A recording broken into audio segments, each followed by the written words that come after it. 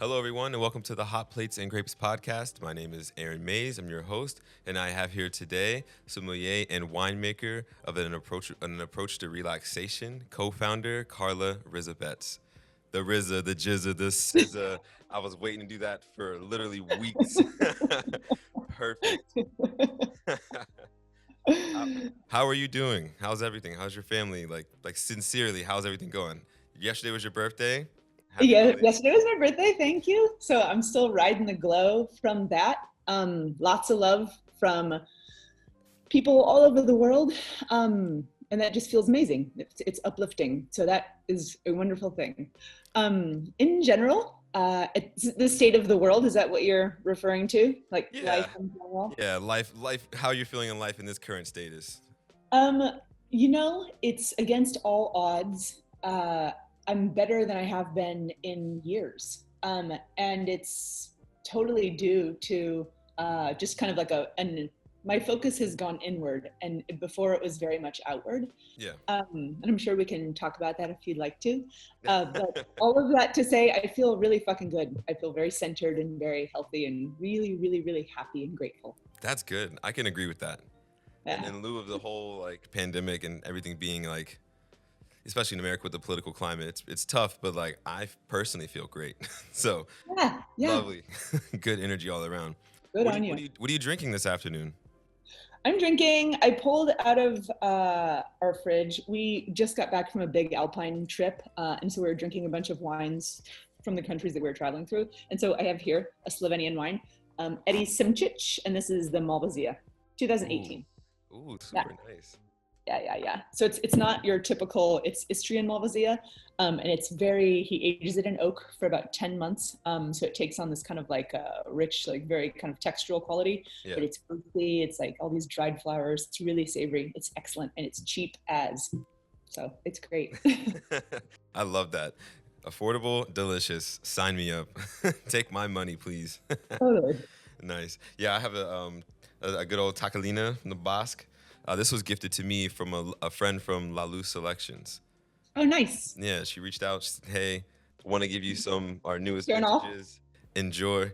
Yes, Karen. Yeah, yeah, I love her. yeah. I love her. Yeah, she's the best. When I first got to the city, I was at Institute of Culinary Education, and I met her through my instructor. They were good friends. They've known each other since like maybe I don't know how many years ago. And then we met, and then she was like, "What do you want to do in the world?" I was like, "I want to do just everything." So she was like, "Okay." She tried to put me up with her husband at 56 degree wine, but I couldn't make it out there because the train it's like an hour out every time. Plus Yeah. school, it didn't work out. But I'm glad we were still able to stay in contact, and she was able to bless me with this delicious tacolina. It's Yeah. perfect. Yeah. Yo, so cheers. Cheers. Thank you for joining me. Thanks for having me. Of Thank you. course. So, have you made any major adjustments during this time? Yeah, big ones. Um, I think before COVID happened, Yeah. before COVID came on the scene, I was like wrestling big time with where I stand in the professional world. And I was so obsessed with what I should be working on and the outward facing kind of view of um, like when somebody asks you, what are you working on? What are you working on? And being married to a big entrepreneur and having our own company, it's something that comes up all the time. Richard's always working on new stuff. And so people are always asking, what are you guys doing? What are you guys doing? What are you working on? And it can become the question itself is a fun one, and it's always asked in a good way, like in a supportive way, but it can also feel like a bit of a trap. Like you have to be working on something Right. outward that people can see, like you have to be producing something physical in order to be successful. Right. And when COVID hit and we were stuck at home, it was literally right in the middle of me kind of wrestling with this idea of, fuck, what do I want to work on? And then I started to ask myself, well, do I need to work on anything? And through a lot of self kind of reflection, I was able to answer myself that I wanted to work on me, but that's invisible and it's not producing anything outward. And it's not a popular answer at a party, or when somebody like reaches out on social media and they're like, what are you working on? Like, I'm working on me. They're like, that's a fucking weird question. That's like, who answers that way? And can take away some of like the weight and the importance, I think, of working Yeah. on yourself. And so it was a wonderful, for me, obviously not for everybody, because it's been really fucking hard, Right. and scary. But for me, it's been a huge blessing to have everything go quiet for a minute, because I was finally able to give myself permission to just work on myself. And I feel like I woke myself up again, and it feels really, really centered, and it feels fucking great. Yeah. Perfect time for a little renaissance within yourself. Hey, yeah. Yeah. Because I feel like for all of life that we know it, there's no breaks. Never been a time where you're forced to pause. Never Yeah. been. It's balls to the wall. Like you got to get shit done constantly. Especially Like, in if New you're York. not getting shit. Yeah, especially exactly. You began your career, and you've been 17 years in, right? Yeah. 17, 18. You were Yeah. started off as a polisher, right? Yeah. Silverware Which polisher. is interesting because our director who shoots, he started off polishing glasses in Legacy. So Yeah. dude, I was like, dude, anything's possible. Yeah. With hard work, and a work ethic that doesn't quit, and a good attitude and humility. And yeah, I mean, you can get shit done, I think. Yeah. Yeah. So I started as a silverware polisher, and I had never worked in a restaurant, and I went in to ask for a job. I had just moved to Hawaii, and my cousin was living there, and I was like living on her couch essentially. And she knew this fancy restaurant called Roy's Kahana in Maui. And she said, go ask for a job there. They make a lot of money. And I was like, well, that's cool. I want that. So I went and asked for a job. Yeah. And they're like, have you ever worked in a restaurant? And I was like, no. And they're like, well, like, what makes you think that you were gonna be able to hang here? We're a very busy restaurant, blah, blah, blah. And I was like, I'm a very good worker. Like, just give me a chance. Like, don't worry about it. I can handle myself.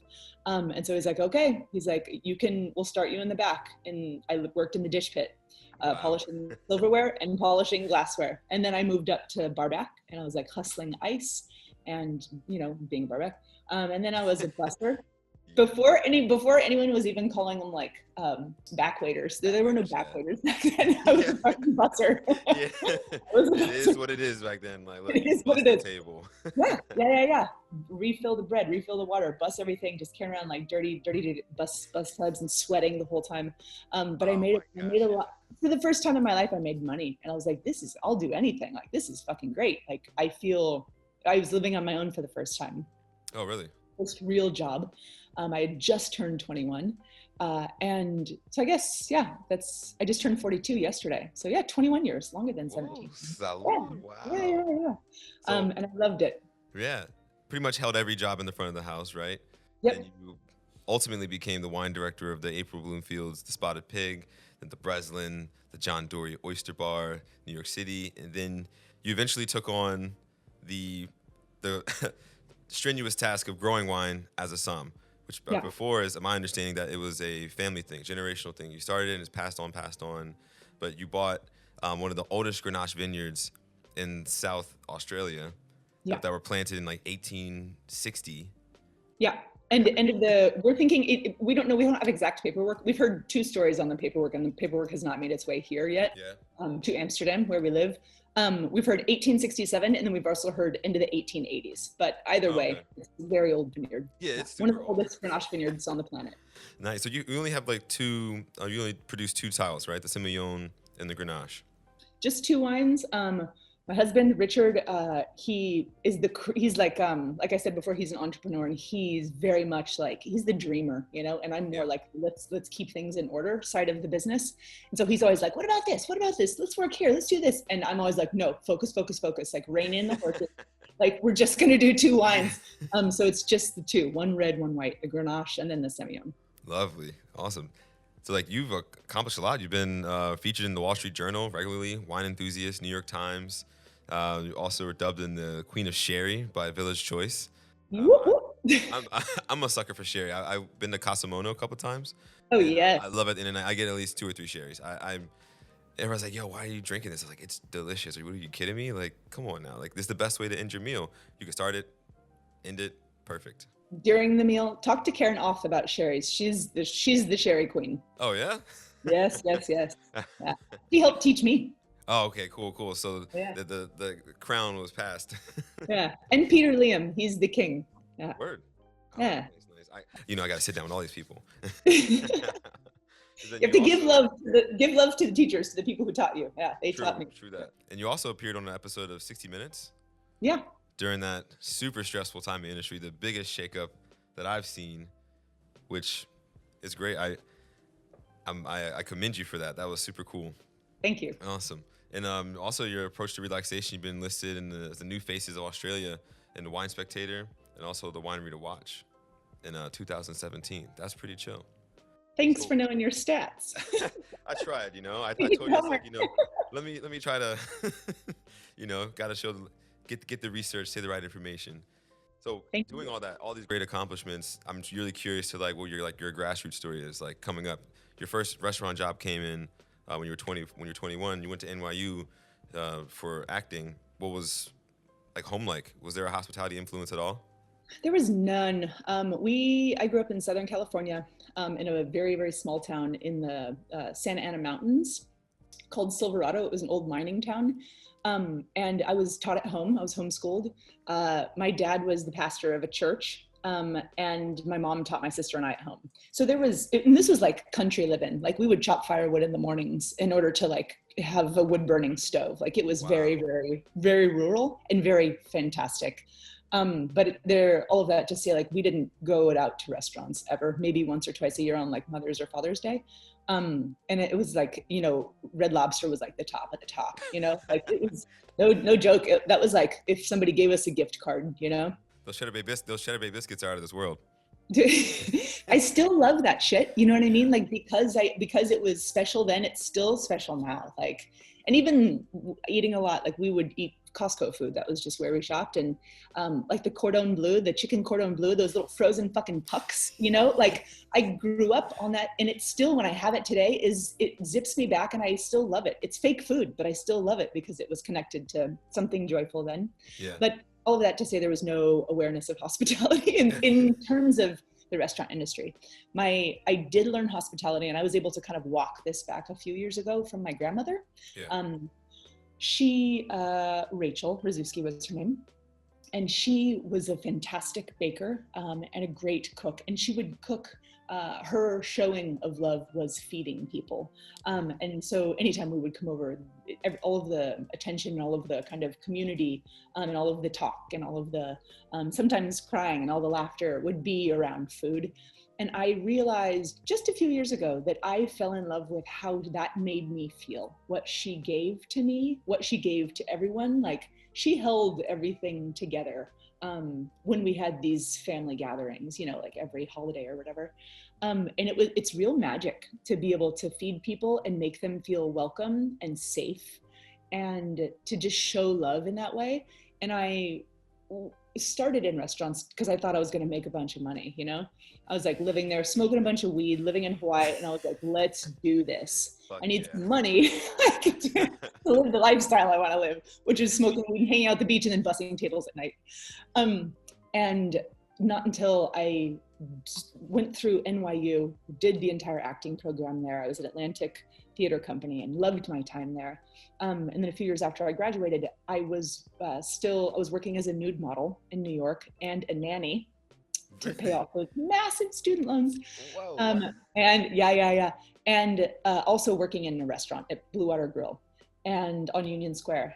Formerly, it's no longer there. But at one point, I was working in the restaurant and I realized that I no longer wanted to act, or I didn't know what I wanted to do. And it took me a few years to figure out that I wanted to stay in restaurants, but it was this huge kind of emotional turnover. This happened around 30 years old. There's this huge emotional turnover of, oh my God, I do want to stay working in restaurants. Like this is actually my passion. And I was able to say, fuck, this is from my grandma. Like my grandma handed on to me this gift of providing hospitality. Wow. And that's kind of what sucked me in. But I didn't even realize, it took me 10 years of working in restaurants off and on and going through acting school to realize that my heart was actually in the service industry as opposed to the performance industry. Grandma cooking dinner as a form of that, and then that trickling down, almost kind of skipping a generation, so to say. Yes. And it's speaking to you, and then all of a sudden it just launched this major, it was correct, obviously. It was it was the correct move because look at all what you accomplished and what you're doing currently. Yeah, but it came like through the back door, you know what I mean? It wasn't clear and I didn't Right. see it coming. Like I couldn't see its face. And my grandmother she had passed away by the time I realized this. I would have loved to, I'm sure she sees it now, but like, I would have loved to have told her, thank you for handing this on to me. I'm really the one in the family who took it and fucking ran with it. Yeah. And I'm still in love with it. Wow. So what was the turning point moment with like when you were working, what position did you receive that you knew that like, okay, I can do actually more with the wine. Like I'm sick at this. Like I can fucking crush this. Like I still don't think I'm sick at it. That one hasn't happened. well, I think you're sick at it. I was around 30. I was in a funny stage in life. By funny, I guess I mean it was uncomfortable. I was depressed. I had kind of lost my way. I knew that I didn't want to act anymore, but I didn't know what I wanted to do. And I was working at Blue Water Grill. And I hadn't yet seen like, oh my God, I do want to stick to hospitality. This is an actual thing. I just thought working in restaurants was a way that you pay off your student loans, you know, the way that you try to be an actor. Like that's the big joke, the cliche. But I hadn't realized that you can literally take pride in this and make a career out of it if you want to. Right. And I was kind of heartbroken that I was no longer in love with acting. And I had this belief that I believed so strongly in myself and in my vision of acting and being in New York and like making that a lifestyle. And when I was able to admit to myself, oh my God, I don't want to do this anymore, it was like I lost my self-definition. And if you lose your self-definition, if you've told yourself for so long that you're going to move to New York, you're going to be an actor, and then you finally admit to yourself at some point, if it changes that you don't want to do that anymore, you're left, or I was left with no self-definition. And that's a hard place to be. Yeah. Especially in New York, where you're surrounded by the swarm of people who seem to know exactly what they want to do. If you don't know what you want to do, you feel like you can barely keep your head above water. Yeah. And so I was wrestling with that. I was partying a lot and just generally not taking care of myself and loving my friends. It's easier, I think, to love other people than to love yourself. Yeah. But at one point I talked to a friend and I said, I don't know what I'm doing. I don't know how to get out of this funk, this depression, you know, I'm unhappy. And a friend said, you just need to, like, you said you unplugged your heart from acting, just plug your heart into something else. At some point your heart will jumpstart again, and then your heart motor will be going again. And once it's going, you'll be on your path. And I was like, well, I guess I like this wine thing, you know, I guess I'll try that. And so I just made, like, it was, what? I don't know. Yeah. And, you know, and so I was like, okay, I guess I'll try this. And I made all these little flashcards and started studying a lot on my own. And I, at one point, right when I turned 30, one of my regulars at Blue Water Grill, when I was bartending, he was the editor of Forbes Life magazine. And he would come to the bar every day and sit down and have like a bottle of Chablis and a chopped salad. I look back on this now, I'm like, how the fuck was he drinking a bottle of Chablis at lunch? Like, what was he doing? Was he going back to the office, you know? Yeah. At the time, I didn't even think about that because I had never done that. So I didn't know what that felt like. Now I'm a boss at that. That comes with the territory. Like when you get your certification, muscles like, in that. Yeah. But back then I was like, man, what a life. And I asked him, I was like, that guy seems like he has it figured out. And he was, you know, I was 30, he was probably 65. This was not a sexual thing. And I was like, he was like, I traveled to Stad. And I'm like, I don't even know where the fuck Stad is. I knew that he worked at Forbes Life, and so I had a friend who was also in journalism contact him. I had a friend find his phone number. My friend gave me his phone number, and I cold called him, and I was like, "Hello, Gary. This is Carla, your bartender at Blue Water Grill. I got your number from a friend, and I was hoping that we could have a meeting. I'd like to have a call with you or a meeting. I have some questions to ask you." And then it was this was his voice message. I hung up, and I was like, "Oh my God," my heart was pounding.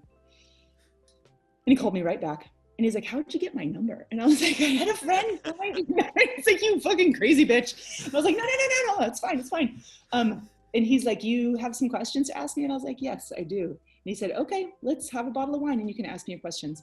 And And so soon thereafter, we sat down and he's like, what do you want to know? And I said, I want to know how to get to where you are in life. And he goes, what are you talking about?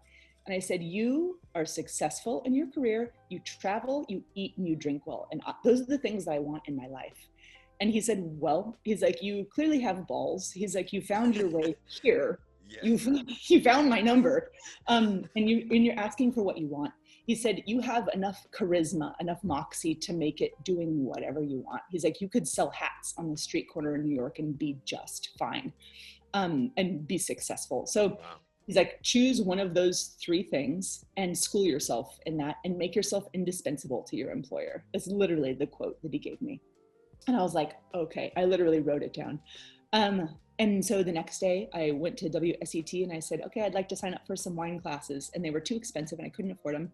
So I was the guy who showed up early and set out the spit buckets. And then the guy who left after everyone else and fucking cleaned out the spit buckets and like got a discounted rate and was able to take classes. And that was the first kind of movement towards wine. And then when I started working at the Breslin, I was working at Hearth at the time with Paul Greco. And then I also was working at the Breslin. The Breslin had just opened the lobby of the Ace Hotel. The restaurant itself wasn't open yet. Yeah. And I got a job as a bartender at the Breslin. And we hadn't even officially opened yet. We'd done like friends and family. And Ken Friedman, the owner of the restaurants, along with April, Ken pulled me aside and he said, please get yourself a beer and sit down. And I was like, fuck, I'm getting fired. Like I just started this job. I don't even know what I've done. And he sat me down in one of these booths in the Breslin and he like closed the curtain. And he had a beer as well. And he goes, I hear you're studying wine. And I was like, yes. And my heart was just like, fuck. Yeah. And he said, would you like to take over the wine program here? And I knew I'm a big believer in like your higher self. You know, you hear this voice sometimes in your head or in your heart and your dreams. Like I believe that's another part of yourself. It's a part of you. It's whatever you want to fucking call it. Some people call it God.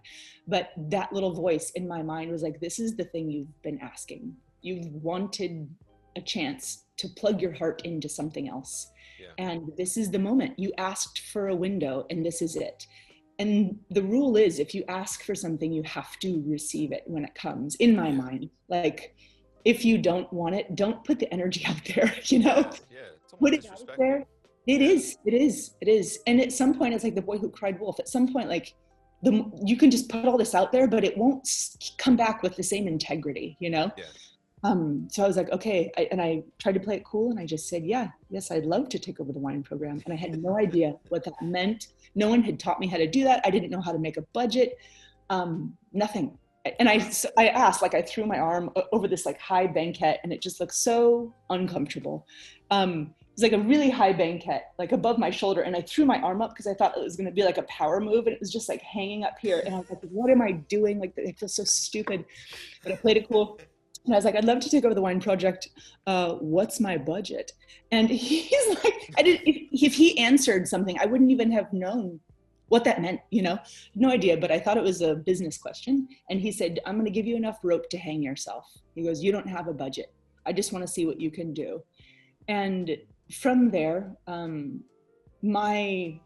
at that time, desire to want to be good at something, desire to want to love something again, and the need I think I had to define myself again and like find a self-definition again. All of those were in play and I probably wasn't even aware of it. Wow. But when he said, do you want this? And I said, yes, I do.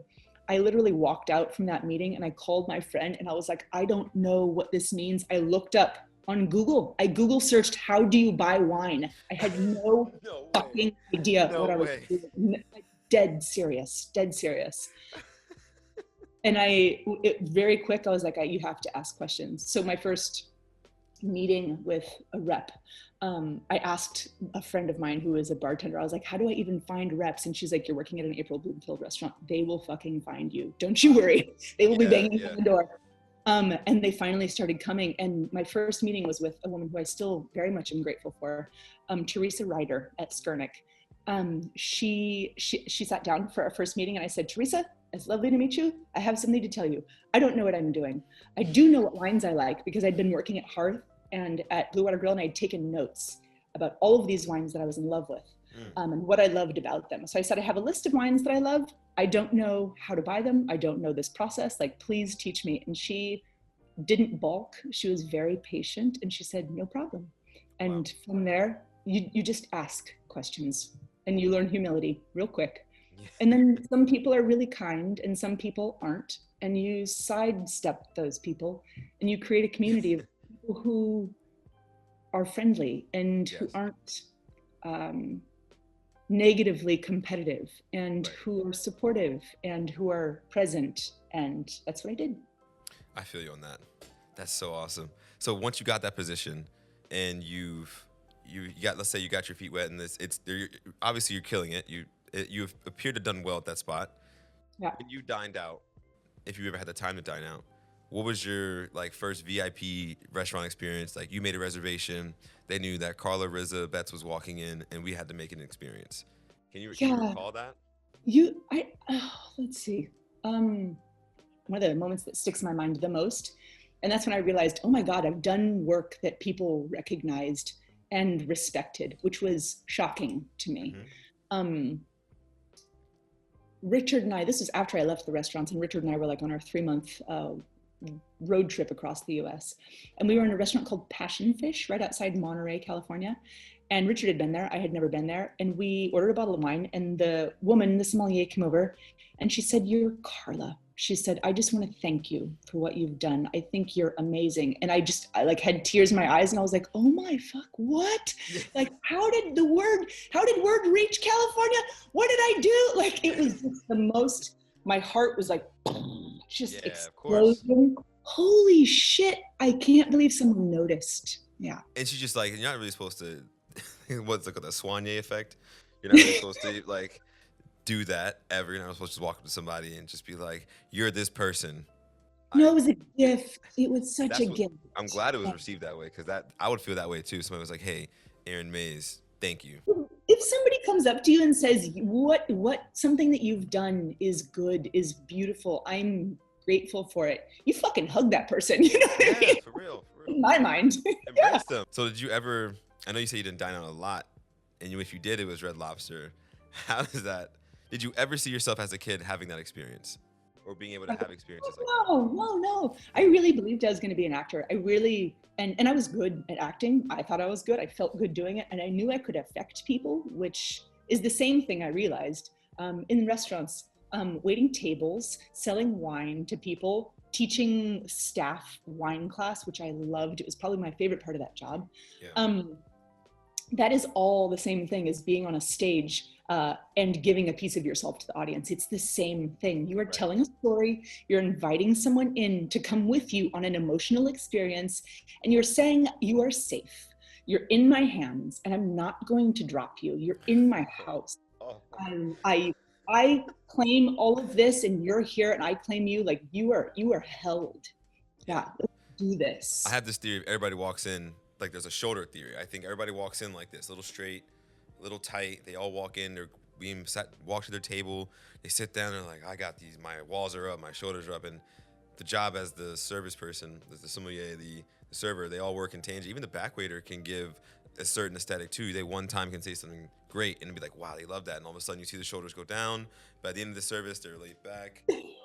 They're all sprawled out. They're just like, the legs are up. We'd have a problem at Legacy flipping tables because people got way too comfortable. The experience was just so like, I could be here all day. Like, what? Leather tables, Zalto, glasses, music. Like, those leather tables though, huh? Woo. A pain. We went to friends and family and we sat at the table, and I like drew my nail across the table and it made a mark. I was like, oh shit. I was like, first of all, I'm sorry. Second of all, what did you do? It's going to be so hard to work with these, but whoa, do they feel good.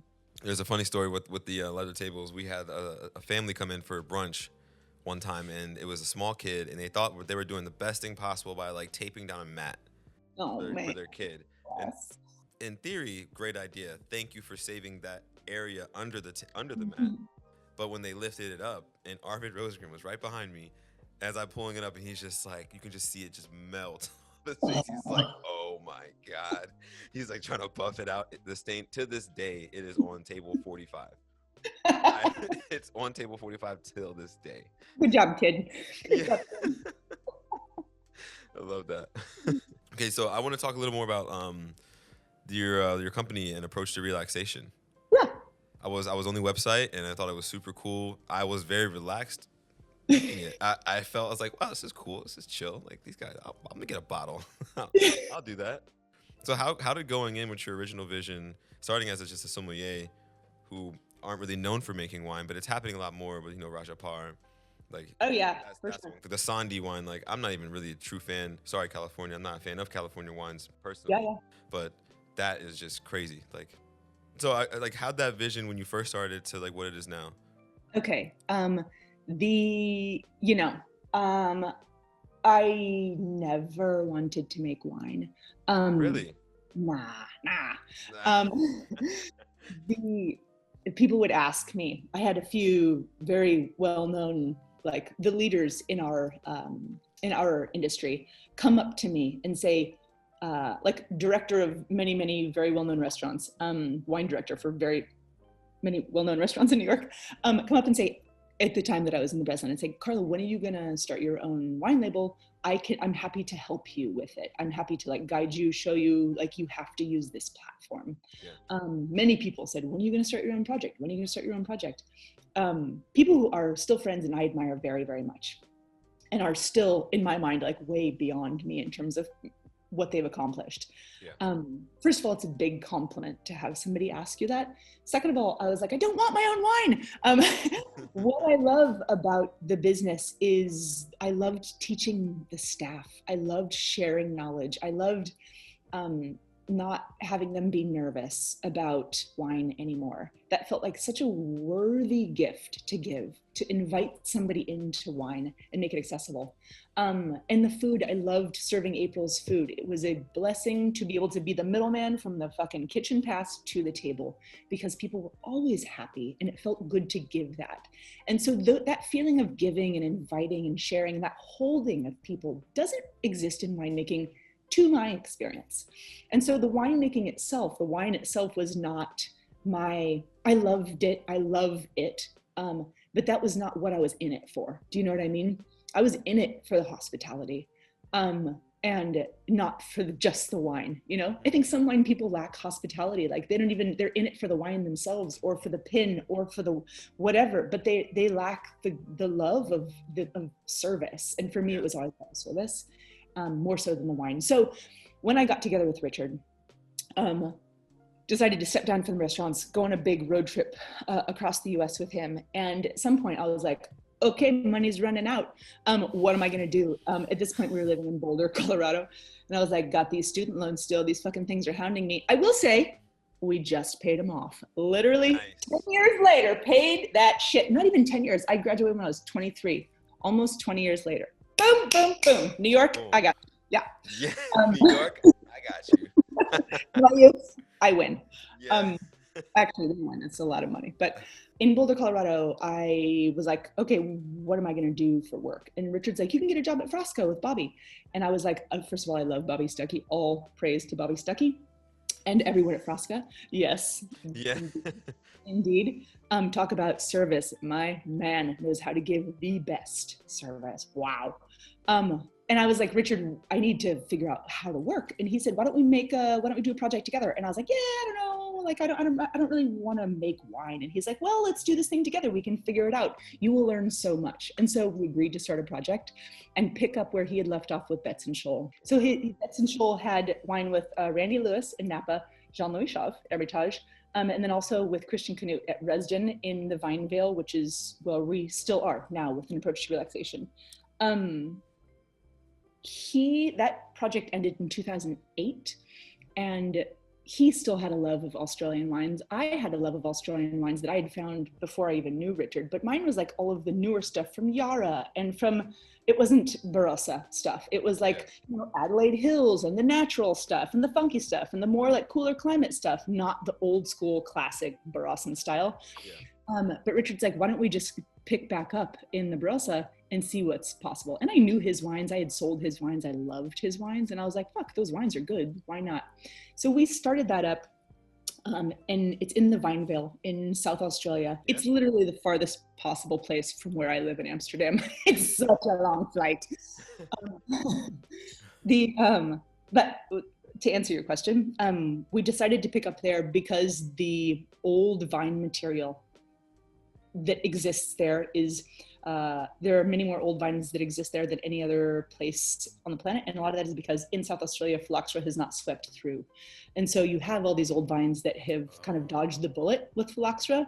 And so we started working, our vineyard now, we were not working with when we first started the project in 2014. We just wanted to work down there because we wanted to work with, at the time we were buying grapes from a 90-year-old vineyard. Yeah. And it's all own rooted, dry grown in sand. And when you have Grenache grown in sand, it is the warm climate analogy of Pinot Noir is the best way to describe it. It's all the red fruits. It's not the black fruits. The rest of the Barossa Valley is on this heavy red clay. And the Grenache that's grown on that clay is black fruited, very high in alcohol, kind of big and boozy. And like, it's like the cliche of the Barossan wine, you know what I mean? Like burly, you know? Yeah. You know what I mean? Yeah. Boom. Yeah. But Grenache in sand right down the road, when the sand changes to clay, Grenache in sand is the red fruits instead of the black fruits. Okay. And the one area in the Barossa where there's sand is at the foot of the hills, at the foot of the Eden Valley and the Barossan Ranges. And so the wine, the Grenache that comes from there is completely different than anywhere else in the Barossa. It's more like, I'm going to call it out, Chateau Reyes. This like very, very elegant style of Grenache. Yeah. And does it have alcohol? Of course it does, because Grenache needs to be grown in warmer weather. It wants that hang time. It wants the sun. It has a ton of sugar. Yeah. But the ways that you kind of balance that, its ability to like want to be kind of crazy and all over the place, like party grape, is to, first of all, have old vines with slightly lower yields. Second of all, put it in a soil where that restrains what it's capable of showing. And third, just the winemaking in general. We're not using new oak. So all of these were very, very exciting to like young Carla Psalm head. Yeah. And the chance to be challenged with a new project. And so I still don't want to make wine. Like over the past, I would say 18 months, I've been able to say to myself, Richard, I don't want to try to do the same job anymore. And I was able eventually, and this is maybe 6 months before COVID, but this whole year of change is massive for me. Yeah. I was able to say, I don't want to do the winemaking. The part of even our business that I love is the same shit that I loved before. Right. It's the sharing of the story. I love doing trade tastings. No other winemaker loves doing trade tastings. I fucking love it because you get to share it with people. You get to pour the wine and watch people go, oh my God. And then you're like, that's right. That's what we're trying to do. That's what we're working on. Popular to say as a winemaker that your passion's not in winemaking, but it seems like it's a two-headed dragon, and it's very synonymous, and it's working well. And I guess that speaks to the success. You've been making your first vintage was in 2014, right? And so like, here you are, and it must be the story. Maybe the story's beautiful. Like you just told it to me, like, and that was perfect. Like write that one down and sell that. It's exciting. I think I have lived a life that is not completely familiar to a lot of people, you know? And I'm proud of that. And I plan on continuing to do that, but it's a cool story to tell and people are interested in hearing it. So why not wrap that up into, we love wine. It's from this place that no one ever has heard about. No one knows that like lighter style wines can come from the Barossa. To kind of open that up for people. And then to say, also, we live in Amsterdam. Like, no, we're not the winemakers who live on the vineyard and are like working the vines. We have a team that does that. We're in contact with them all the time, farming organically, doing all this stuff. We're coming at this from a sommelier side rather than from like a vigneron side, like an old world vigneron side, you know? And so for a lot of people, they're like, well, are you just phoning it in? No one says that to your face, but I imagine that idea is out there. We're doing something totally different. We're living the life that we want to live, seeing the people and the places that we want to enjoy, and like where we can give love back. And we can also make wine and share this with you. So it's a newer style of winemaking, I think, and of living life than a lot of people might be familiar with. With all that good, I just want to see, how did it ever get ugly at any point? So I think the answer might be that like I'm probably my worst detractor. Like there's that higher self voice, and there's also the little devil voice that's like, I doubt you, Carla. I doubt you, Carla. And I think that's probably where that comes from. It's like, yeah, but you're not doing it the classic way, If I was doing it the classic way, I would be miserable. And I don't mean living on the vineyard. I mean, like, if I was living my life classically, I would be miserable. It was kind of, I could have done that. And I've never worked in an office. Like, it never fit me. I sold knives door to door at one point. I was a nude model. Like, I'm not able to hold a job that's easily, I don't know, that's like a normal job, whatever that means. Do you know what I mean? Like, exactly. Yeah. Knives door to door is not a fucking normal job. Yeah. That's how my soul moves, and that's how it wants to move. So you got to answer to that first, even if you are a little self-conscious sometimes that it's a little too crazy. Everyone is being made to reimagine how we move forward. And while it's uncomfortable, it is a huge gift to be able to, in the middle of life, for many of us, to be able to have the freedom to like break open these things that you thought you were, or whether you thought your business was, or you thought your service was, or whatever, and just be like, all right, we're going to do this a different way. Like, what a wonderful, wonderful moment of growth. Yeah. Back to the drawing board, back to square one. Yeah. No, 100%. Yeah. So I think in terms of moving forward with wine, with our project specifically, I think it's, for me, getting comfortable with right now. I'm comfortable with it. So it's not so much getting more comfortable with. I spent the last 18 months becoming okay with not doing the same job as Richard in our company, and admitting to myself that I really do like the background stuff, like the trade taste, and like the non-glamorous stuff is actually the stuff that I have more joy in. Yeah. So that was kind of that, those ideas were like changing and moving, and they all became solidified in COVID. So we haven't yet started again where I get to like be comfortable with and activate myself in that way. Do you know what I mean? Like, I haven't had the opportunity, because everything's on pause, to start living this new freedom that I have of like, cool, so you're going to do this in the business and I'm going to do this in the business, and like, let's see what this looks like. So we'll see. I feel good about it. Like, I feel, again, more like my center feels like it's anchored right into the earth, and it didn't feel that way before. And so whatever comes from that has to be good. It has to be rich. So we'll see. We shall see. We shall see. And I think that's a perfect time to get a brief intermission. We're going to just let the wine do its thing, take a little rest. We're going to come back and talk about how New York featured in your career. Awesome. Can't wait. We'll be right back. Thank you.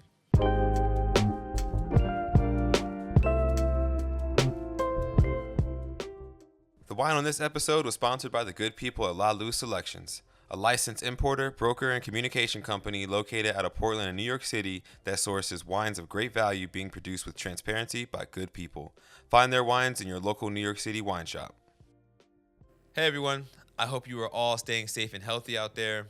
The world right now is a scary place, and I truly believe that everyone should be taking the necessary precautions. In a city like New York, delivery services are literally saving lives. And here at Hot Plates and Grapes, we try to do our part to help as well. Instacart is an online delivery service where you can have a large range of produce, groceries, yes, even wine brought right to your door. Personally, I use it very frequently, and you would love how easy and convenient it is to use. So follow the link in our description box or go to Instagram and click our link tree to start shopping today. And remember, tip your delivery person and stay safe, everyone. Thank you. The Hot Plates and Grapes podcast was brought to you by Delicious Hospitality Group, the group that brought you Charlie Bird, Pasquale Jones, Legacy Records, Ada's Place, Easy Victor's Cafe, and a brand new restaurant that's coming soon. These are my favorite places in Manhattan where you can eat great food, drink fantastic wine, and listen to a fire curated playlist. Place an order today. Now back to the show.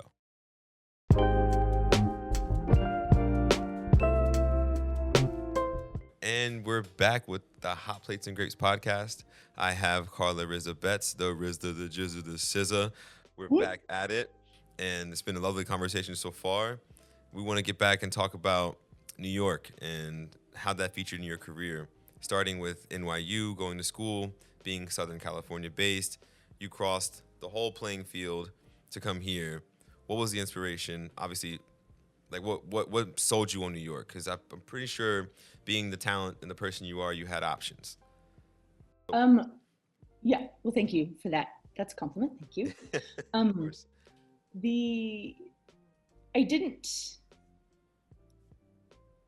My parents, I love them very, very much. I love them more than anything. But they don't know much about, they didn't teach us much about handling money. We didn't have a lot of money. And so if you don't have a lot of money, you know more about debt than you do about not being in debt. And living in debt is just kind of like an assumption. Like, that's just part of life. Otherwise, like, where's the money coming from, you know? And so I grew up with that kind of awareness of the world. And so when I took a trip when I was 16 with my boyfriend at the time to visit his family in New York, I had never been to New York, and I absolutely loved it. My heart and my brain were like on fire. I was like, this energy here is familiar to me. I fit here. I need to come here. I didn't think about moving there. I was just like, I love this place. Like, we're vibrating on the same level. And then when we were walking one day randomly down near Washington Square Park, I remember looking up and seeing the NYU banners, like that purple torch. And I didn't realize it was NYU at the time. I didn't even know what NYU was, but I saw those purple banners and I was like, I know those. Like, those are familiar to me. And I was like, this is a college. I was like, I'm going here. This is weird. Like, okay, cool. I'm going to college here. And I knew that I wanted to act, but I had no idea that NYU even had a great acting program. I just saw the banners and I was like, my heart knows this. My gut knows this. Some part of me knows this. Like, I'm coming to school here. And I went back to my Tustin High School in Southern California. And I went to my my counselor. And she was like, where are you going to school? And I was like, NYU. And she was like, oh, really?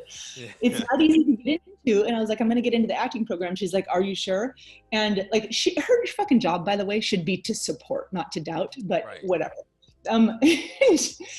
Up until that point, she's like, they have a great acting program. And I was like, oh, okay, cool. And so I applied to audition, and they accepted, and I auditioned and I got in. At the time I was living in Hawaii, and I knew that even if I got in, I wasn't going to go. I just flew myself from Hawaii back to Los Angeles to audition because I wanted to know what the process looked like, and I wanted to know that I could get in. I got in. I said, thank you so much, but I'm not coming. Can I defer for a year? And they're like, no, we don't accept deferments. You have to audition again. I was like, no problem.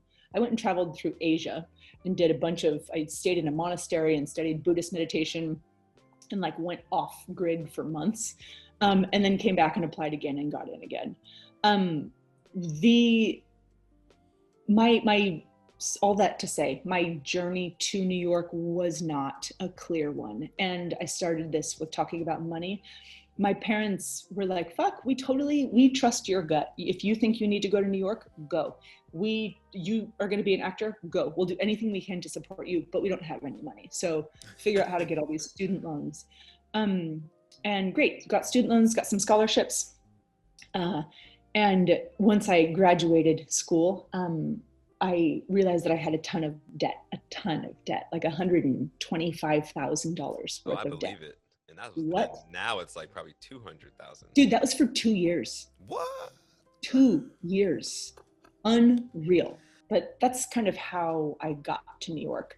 In terms of how I kind of vibe with the city, I showed up and I contacted an uncle who I'd never met before.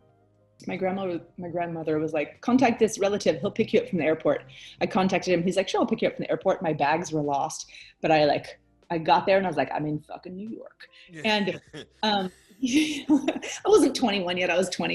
And he took me out to like pizza across from my dorm, and I ordered a glass of Pinot Grigio or whatever it was, and he let me do it. And I was like, this is amazing. I'm drinking, I'm not 21. He's fine with it. Like, I'm living in New York.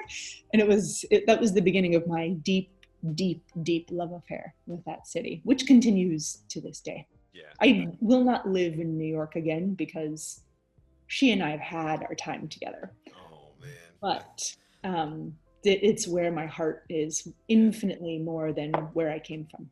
It is amazing. I got here for the first time, and I'm from a slower part of life in Virginia. Still, there's people who do things, but it's still technically slow. By 9 o'clock, you're done. Yeah. So it's amazing to see. Like, I was blown away at traffic at 1 a.m. Totally. Like, How is this possible? Yeah, how Where's everyone going? Yeah, what is happening right now that you need to be going somewhere? Yeah. Blew me away. Yeah. And I Yeah. get off work at like 12:30. It's like, oh, we're going here. It's open till Yeah. 4. But we were The there night till 5. begins.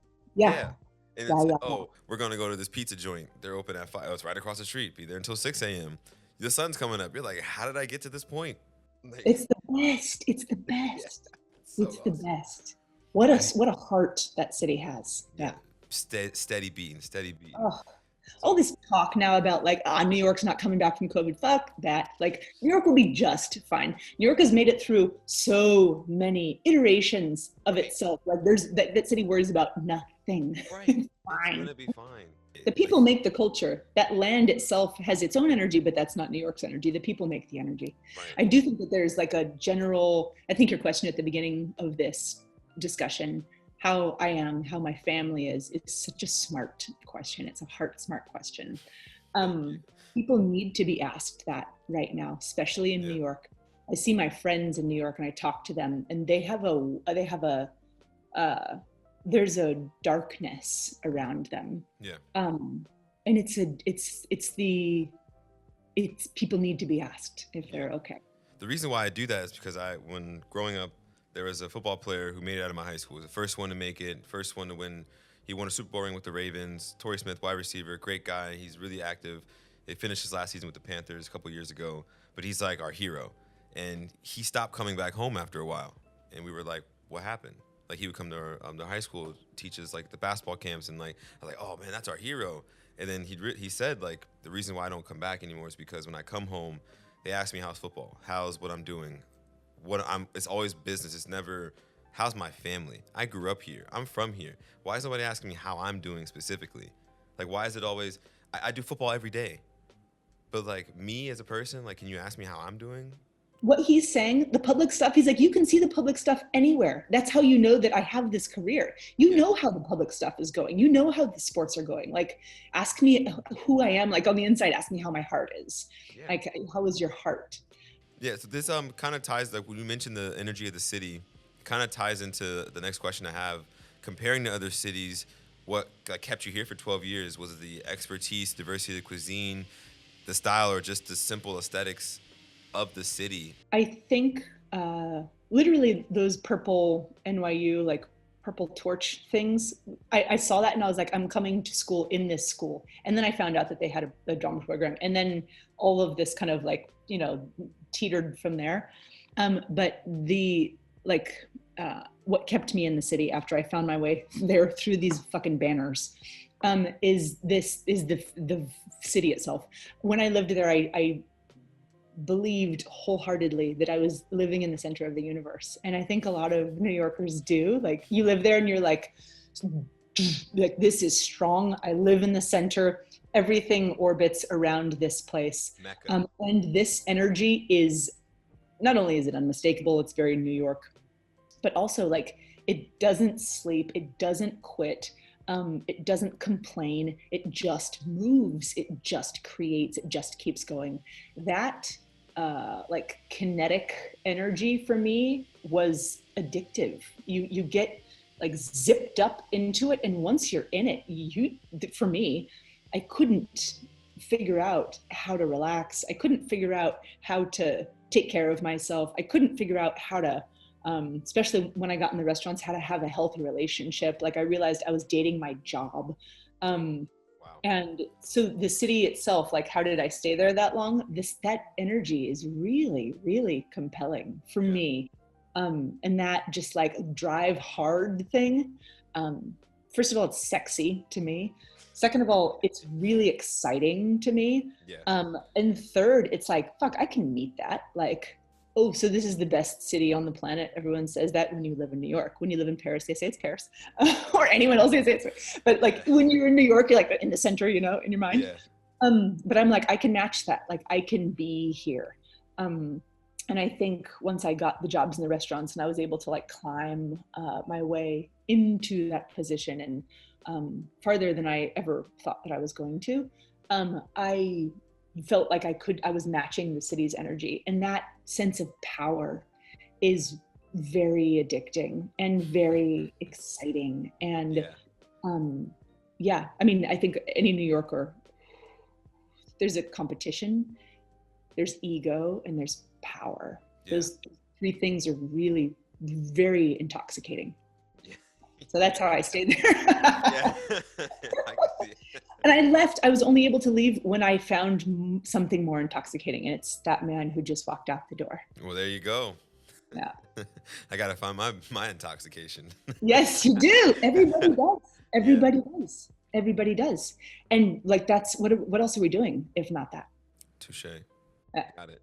Yeah. So I need to hear your either depends on what's going to be the showstopper, the best experience or the worst experience you've had in New York City.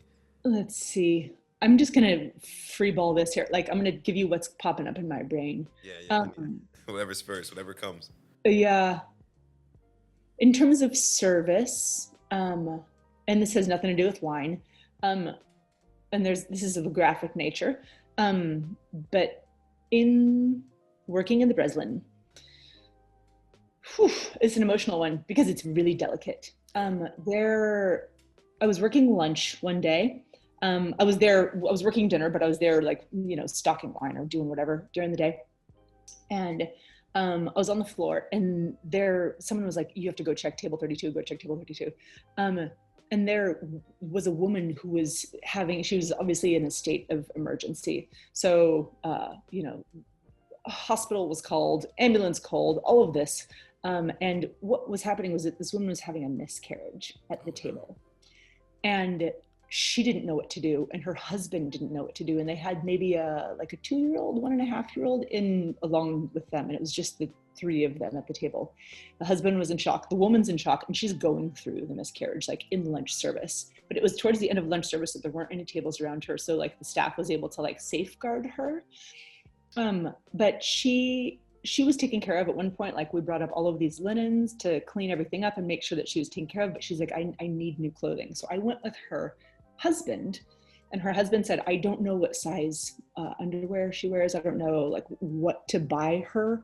Can you come with me? And so we went from the Breslin up to some department store, and we shopped for things for her and like helped pick out a few things so that she could be dressed regularly as she walked out. And on the way back from the department store back to the restaurant, he was in such a spacey state. He'd just gone through this huge shock. Yeah. And he was traumatized. Obviously, he just lost his baby, and he had his daughter with him, in like very young daughter, who for sure felt the energy but didn't know the logistics of what was happening. And he's like, I need a drink. He goes, I need a shot. I don't know what to do to calm my nerves. And I was like, I hear you, I see you, and I'll watch your kid, and you dip into that bar and do whatever you need to do. And take your time, like take space, like you are held, your baby's held, my staff is taking care of your wife, like don't you worry about a thing. Wow. He comes back out and he's like, thank you. He, his wife, and his daughter, we take care of them, they leave. And so that's kind of one of the big moments, I think, for New York, for me. Like, it's surreal that all of this shit is whizzing around you all the time, and your heart can be like being pummeled by something, and you're expected to be ready to talk about both of them in the same moment, Right. and be fine to go into service that night and have to go talk to your staff about how they feel about it. And then also show up to a table and just be like, tell me how I can help you. Like, what do you want to experience tonight? And so it's a trip how much being in the industry in New York asks of you, and what a gift it is to be able to share and give. But fuck, is it challenging. You got to like be able to flip that switch. And sometimes people can't, it's too fast sometimes. That's deep. Like, with that being said, like, contribution wise, you gave a really good experience to somebody just then, with like pretty much, I don't want to say coddling, but making someone feel better, like giving them what they need to feel better. Maybe Yeah. my first choice probably wouldn't be to get a drink, but in that situation, that was what was called for. And You were don't able know to unless it provide happens that. to you what your first choice will be. Right. So what are you bringing, like, what do you feel like you're bringing to the table in the service industry that's different from everybody else? Because I feel like most people wouldn't know how to do that. They wouldn't know how to I think you see just that listen. call. Yeah, be able to listen, see the call. Some people might be so endowed into the business side of it, be like, oh, well, legally, I can't do that, that, and the other. You were able to just say, fuck all that. You need that. I just saw what happened. We all just saw what happened. We can throw away the legalities for a little bit to take I care of think you for this moment. the ultimate hospitality is taking care of whoever's in front of you that needs it. Like, if we are going to, in our industry, get stuck in the paperwork of taking care of people, you've lost the point. You're no longer taking care of the person, you're taking care of the paperwork. Our job is to take care of people. Our job is to listen to them. And if they say, I need this, even if it wouldn't be what you chose for yourself in that moment, it doesn't matter. Like, you don't judge that. You just, as long as it's safe and everyone is okay, Yeah. you try to provide that. And that doesn't mean that I would do that at a table, something equivalent to that. Someone's like, I just need to rail up right here and like do a big line of Coke. You're like, okay, well, that's not the type of self-care I'm offering. But Like, I lost my dog, can I do some cocaine? They're like, no. no. But like, that's a moment of, that is a moment where I felt very comfortable giving that man what he needed to feel not crazy and not terrified, and that he could like go back and say to his wife. And he came back out in like 3 minutes. You know what I mean? He wasn't in there like pounding drinks. It was just something to like calm his nerves. And he came back out and like, thank you. And he like got himself together and like went back and like spoke to the ambulance. And like I totally get that. I totally get that. Has that always been your mindset and your approach? I got it from my grandma. It's take care of people. And I also saw in my family, like, she didn't take care of some people. She would feed them, but in a group, like, if something funny was happening in our family, she chose to not look at that and to just focus on feeding people. And so I've learned that I don't want to do that. I want to look at who needs it and try to give them what they want and what they need, and not drop them. Yeah. I feel you on that. Wow. That's super touching. Wow. Yeah. I'm like, Hospitality. You do it too. I do. I guess I do. Sometimes I don't really stop to notice it so much because I guess working in today's society, everything is like, I don't think there's like the pace for it. The pace is like higher. I want to do that. I want to be able to, like, by the end of the night, know something about you that you probably would never shared me on a first encounter. Let's say we were on a rooftop, just drinking whatever, it would be business. But I was able to, in a couple interactions, find out something about you and give you this service. And you left like, thank you so much. Like, so many times that people leave and they're just like, yo, appreciate you, man. Have a good night. Like, that's a win. That's the job, right? That's what we all signed up for. Yeah. Right. Yeah. Yeah, I see Right. myself in this industry a long time because, like, I realized what you can bring to the table and what things you can do in a short period of time that is just groundbreaking. And You're a cushion between them and the rest of their day, their world, their family, their partner. You're a cushion between them and anything else that threatens to make them happy. Yeah. And if they're enjoying all that other shit around them, then you open the doors wide open and you're like, tell me what you need to make this a bigger, like, fucking fire. Like, let's make it great. Yeah. Let's make it great. Yeah. Super great. Lovely. Yeah. So I know you like the question we mentioned before of like, okay, what now? What are you gonna do now? 18 months from now, like, the idealism is not really solidified yet. You're still working on you. That's great. Like, I have a better answer for that. Yeah. Okay. You finish first, and then I'll see if I can wrap mine into your answer. It's more so of like for where from here, because like you have an like amazing like mindset, great approach to the industry. Like, how further are you want to make your voice heard? Like, how far are you willing to go? And where do you see your career going from here with that mindset? I want to work on our project. I love our project. I love our project. And I'm falling even deeper in love with our project because I'm able to meet it on a level that feeds me in the way that I need to be fed, and Richard's being fed in the way that he needs to be fed professionally from our project. And both of us are like, this is so fucking cool. We don't need to do the same thing. Like we can split jobs and both of us are going to be happy doing that. You know, like that is a smart thing. It took us years to get here. But we're here. And so like, great. So now we get to like rally around that strength. It's a better structure for us and for the project itself. So that I think will continue on its trajectory. And I think making my voice heard in this industry, it's a strange thing. Like, I'm not a bottle shot on Instagram girl. I'm not like I'm not a loud voice anymore in the industry. Because I'm just not on a pedestal anymore. Like I had a job as a pedestal before, and I don't have a job like that with like a big microphone attached to it. Yeah. And so I'm fine for a while I wasn't fine with it. For a while my ego was like, mother, like I want to get back in there. Like I want a bigger, and now I'm like, it's all good. Like I'm really, really happy not having to perform in that way, and just doing my own thing. Yeah.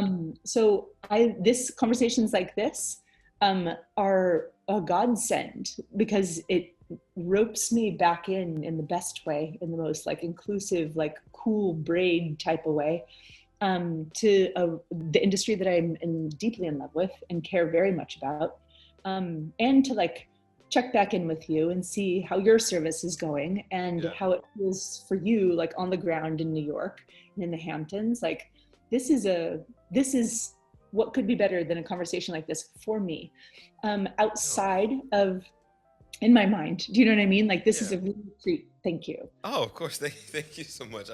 I'm glad I could provide that. I mean, I gotta say, me and Anthony worked on these the questions. You know, we try to make it to where it is like just a lovely conversation. Like it's a worth, and the whole checking in with people, like you're creating something really, really healthy, I think.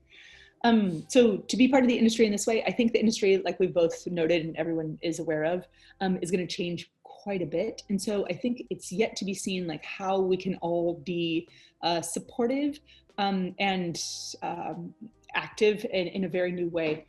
Richard and I, this happened about 8 weeks ago. He took the last of his Provençal Rosé project, the My Essential Rosé, and I was donating time to Frontline Foods, which raises money for, at the time, people who were working on the front lines of all of the medical support during the time of COVID in the United States.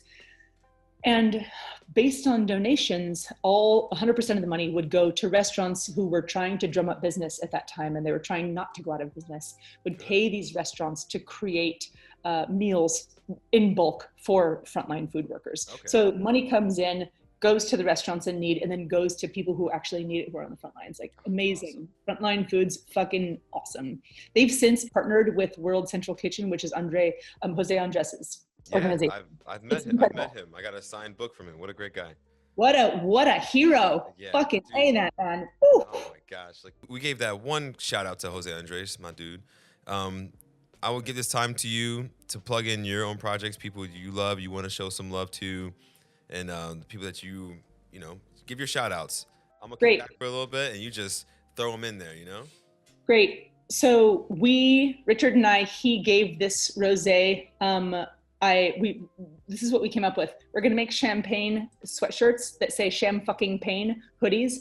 And Richard gave his rosé.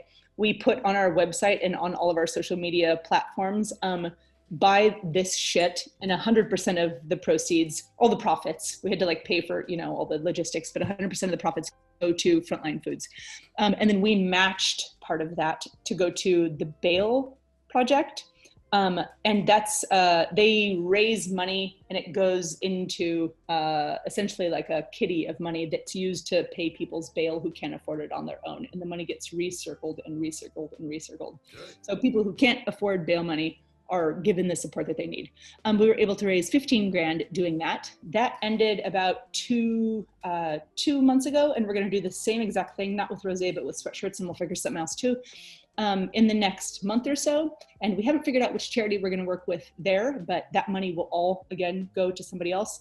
So I think using just our social media platforms to help other people and to raise awareness of who could use help is a really big thing.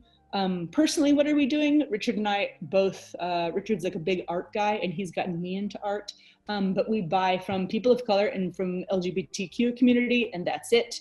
And women, but like no cis white men don't own any of them. They have enough. Like, support everyone else. That's cool. It's a big deal. Like raise voices. Another, I want to plug Richard for a minute. He does scratch and sniff books. He did a scratch and sniff wine book that hit the New York Times bestseller list.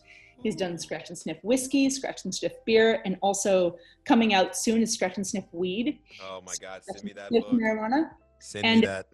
And 100% of the money that he makes will be given away. Ooh. All of the money. I'm gonna buy that. Don't send it to me. I'll buy it. Yeah, like it's time to spread.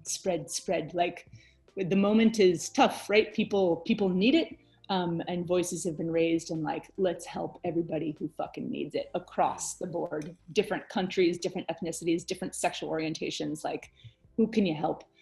So he's doing that, and then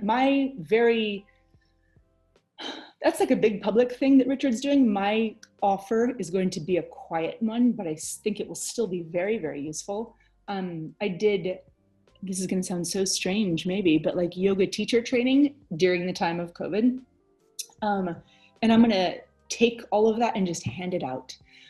So yeah, I'm going to teach whoever in my circle in Amsterdam for right now, like whoever wants to learn yoga for free, great, let's get together. I will teach you how to listen to your body and how to breathe and how to chill the fuck out and how to block all of the noise and how to be with yourself. And from there, we'll see what happens. If that grows into anything, or if people elsewhere want Zoom classes or whatever, like if the thing I'm learning right now is internal work and it's quiet and it's not public, there's still a way that I can share that. So that's what I'm working on. So it seems like you're working on a lot of generous and a lot of passion projects, and I'm all for them. And I wish you the best of success with that. I know for a fact I'm going to contribute for sure because I'm standing behind you. I believe you have the guarantee. It's going to be great. I'm sold. You got me. Thanks. Awesome. Yeah. Okay, Carla, thank you so much. It's been like super, super awesome speaking with you. It's a pleasure meeting you and having the chance to talk to some of your caliber. Like, I've learned a lot. I've opened up a part of myself that I can't wait to throw my energy back out to the universe, because you just rejuvenated me once more, because I'm trying to be a great person in the industry, trying to accomplish a lot. And hearing from you has just set me over the edge. I'm glowing. My cheeks are up here, rosy, feeling good. And I hope you enjoyed our conversation. I hope your wine went well with the conversation. My wine went really well with the conversation. It was a perfect pairing. So Thank you for having me. Thank you. Yeah, it was so awesome. And shout out Agatha Capaccion for setting yes. She's the greatest of all time. Helped launch the whole project in general, and then set me up with an amazing person to have an amazing conversation. And I wouldn't have it any other way. It's 11 o'clock. Yeah, it's 11 o'clock on the East Coast. So I've been a little earlier with it, but it's amazing. I was willing for it. Like, you were like, get ready for that 9 a.m. wine. I was like, get up and stretch for that 9 a.m. wine. I'm going to do my best. I woke up this morning. I was like, doing all this stuff. So I want to end out on this. At Legacy Records, at every meeting, after every sort of conversation we had about the service we're going to do, about our shift notes, the wine notes, the chef kit thing, we always close it out with a 3, 2, 1 clap. because Peter Andrew, it's a pretty much a sports thing. Panda. Yeah. He was my GM at the Breslin. I worship, love him. Dude. Sorry, continue. So he brought to the table the 3-2-1 clap because it really showed the energy. If you synchronized it and you killed it, great service. If you blew it, I don't know. So the pressure's on you to take us out for this meeting. You just give us a 3-2-1 clap. So I call it out. You call it out. It's virtual, so this one's a little tricky, maybe a delay, but I think you can still nail it. I'm so grateful for this time. Thank you for the conversation and for your heart. Anytime. 3, 2, 1.